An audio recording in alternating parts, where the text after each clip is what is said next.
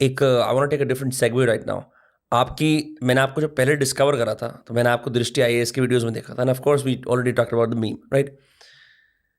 उन वीडियोस को जब वो इंडिया में वो वीडियोस वायरल होने शुरू हुए तो सब लोगों को पता लगा कि यूपीएससी के इंटरव्यूज कैसे होते हैं। Then of course few films came out and we had more ideas, but one contention, and I'm sure there are many contentions, आप खुद भी, you yourself deal with so many contentions about the severe lack of fairness in the UPSC examination, the massive discrimination, the lakhs who apply for the exams and don't end up getting into the services in the first place.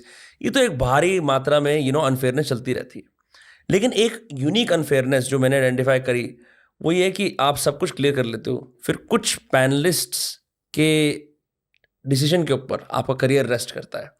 तो ये एक particular एक ऐसी grievance है जिसका कोई इलाज भी नहीं कर सकता कुछ, and yet you find yourself on the back end of it. Why is it like this? See this aspect of subjectivity in evaluation, ठीक है ना, सामने बैठने वाला व्यक्ति के बायसेस हो सकते हैं और उसकी सब्जेक्टिविटी होगी। ये एग्जिस्ट करता है और ये इसको डिनाई करने का कोई मतलब नहीं है। हालांकि सिस्टमिक तरीके से इसको रोकने की कोशिश की जाती है, जिसका मतलब ये है कि आपको समझना पड़ेगा कि जो पैनल है उस पैनल में एक डाइवर्स पैनल होता है और एक छोटा मोटा डिस्कशन होता है और उसके बाद ये तय होता है कि व्यक्ति इतने मार्क्स के लायक है। लेकिन the bigger problem that whether 30 minutes conversation is good enough to evaluate somebody's personality, it stands. But as I said, it is there for everyone.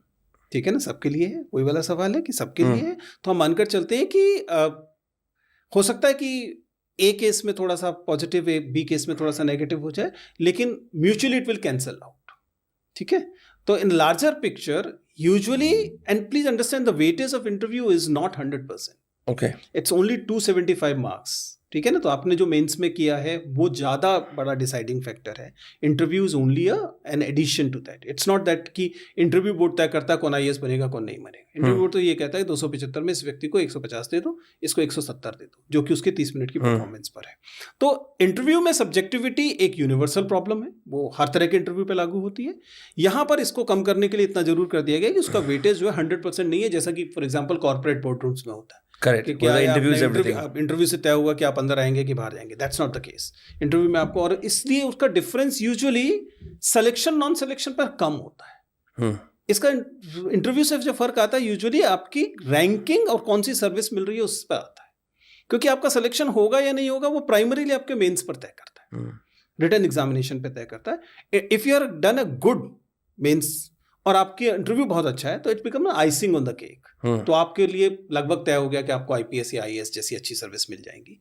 जबकि इसका रिवर्स अगर है, आपने इंटरव्यू रिटर्न में बहुत अच्छा किया है, इंटरव्यू आप एवरेज केवल देकर आ गए, तो हो सकता है कि आपको टॉप सर्विस की जगह पे बॉटम सर्विस के लिए से काम चलाना पड़े। सो आई थिंक सिस्टम ने इसका ध्यान रखा हुआ है, ऐसा नहीं है कि बिल्कुल कोई वो नहीं है, but yes it should be even better.